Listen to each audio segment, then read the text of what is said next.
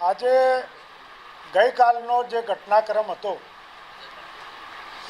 Social media અને સમાચાર ચેનલોની અંદર અમે જોયું કે ઉત્તર ગુજરાતના જિલ્લા કોંગ્રેસ સમિતિના પ્રમુખશ્રીઓ, એમાંથી પાટણ જિલ્લાના માનનીય ગેમરભાઈ દેસાઈ પણ હતા, સાથે બનાસકાંઠાના એમપી બેન શ્રી જ્ઞાનીબેન, મહેસાણા જિલ્લા કોંગ્રેસ સમિતિના પ્રમુખ બળદેવજી ઠાકોર, પાટણ વિધાનસભાના ધારાસભ્ય કિરીટભાઈ પટેલ. આમ જોઈએ તો ઉત્તર ગુજરાતના એકના બાદ કરતા બધા જ જિલ્લાના જિલ્લા પ્રમુખશ્રીઓ અને એકમાત્ર ધારાસભ્ય કિરીટ પટેલ, સાથે પૂર્વ ધારાસભ્ય ગુલાબસિંહ રાજપૂત, આ બધા જઈ અને અમને એવા સમાચાર મળ્યા કે માનનીય શ્રી ગુજરાત પ્રદેશ કોંગ્રેસ સમિતિના પ્રમુખ અમિતભાઈ ચાવડાને હટાવવાની વાત કરી રહ્યા છે. ત્યારે આપના માધ્યમ થકી અમે ગુજરાતની પ્રજા અને પાટણ જિલ્લાની પ્રજા, ઉત્તર ગુજરાતની પ્રજાને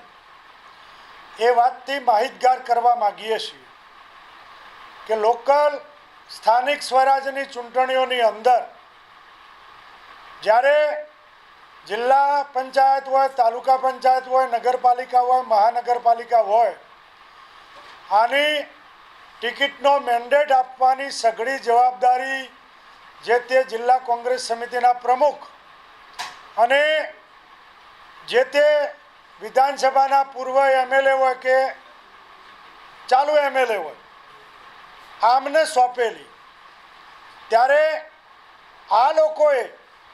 કોંગ્રેસને મજબૂત જો એમને કરવાનું હિત અહીંયા વસેલું હોત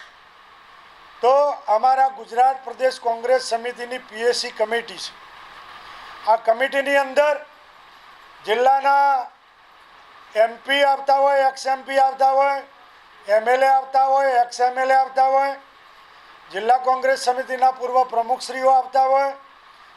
સેલ્ફ ફ્રન્ટલ ડિપાર્ટમેન્ટના વડાઓ આવતા હોય. આવી મહત્ત્વની કમિટીની જ્યારે મિટિંગ થતી હોય છે ને એમાં નક્કી થતું હોય છે. પરંતુ આપને આપણા માધ્યમ થકી હું પાટણ જિલ્લાની અને ઉત્તર ગુજરાતની પ્રજાને જણાવવા માગું છું કે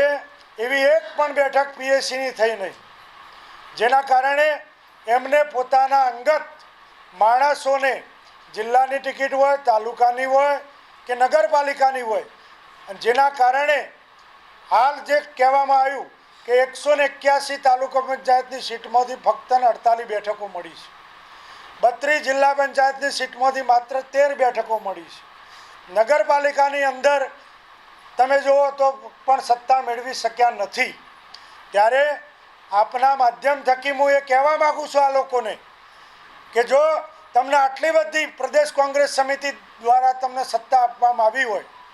તો તમે પ્રમાણિકતા રાખ્યા વગર તમે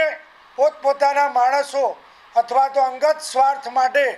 ભાજપને જીતાડવા માટે તમે જ્યારે એવા ઉમેદવારો પસંદ કર્યા જેના પરિણામ મળ્યું નથી, ત્યારે આ દોષનું ઠીકરું તમે ગુજરાત પ્રદેશ કોંગ્રેસ સમિતિના આદરણીય પ્રમુખ અમિતભાઈ ચાવડા સાહેબ ઉપર ઢોળો એ ખરેખર વ્યાજબી નથી. એટલે આજની પીસીમાં પાટણ જિલ્લો અને ઉત્તર ગુજરાતના સૌ કોંગ્રેસી આગેવાનોને હું આ વાતથી માહિતગાર કરવા માગું છું. આપના માધ્યમ થકી એક બીજી વાત કહું કે ગેમરભાઈ દેસાઈ જ્યારે પ્રમુખ બન્યા ત્યારે 2022ની અંદર જ્યારે લોકસભાનું ઇલેક્શન આવ્યું ત્યારે પૂર્વ પ્રમુખ તરીકે હું અને બીજા અમારા પૂર્વ પ્રમુખ શંકરજી ઠાકોર અમે એમને બોલાયા કે ભાઈ આપણી જિલ્લા પંચાયતની 32 સીટો તમે 32 માણસ મૂકી દો. તેમ છતાં એમને કોઈ કામ કર્યું નહીં. અને જ્યારે સંગઠનનું કામ કરવાનું હોય ત્યારે એ માતાજીની આસ્થા મને પણ આસ્થા છે, હું પણ માતાજીને માનું છું. એવા કિંમતી સમય અમને ભુવાપણામાં કાઢી જેના પરિણામે આપ જોઈ શકો છો કે રિઝલ્ટ મળ્યું નથી. જ્યારે બીજી બાબત, જ્યારે કિરીટભાઈ પટેલ એવું કહેતા હોય કે જ્યારે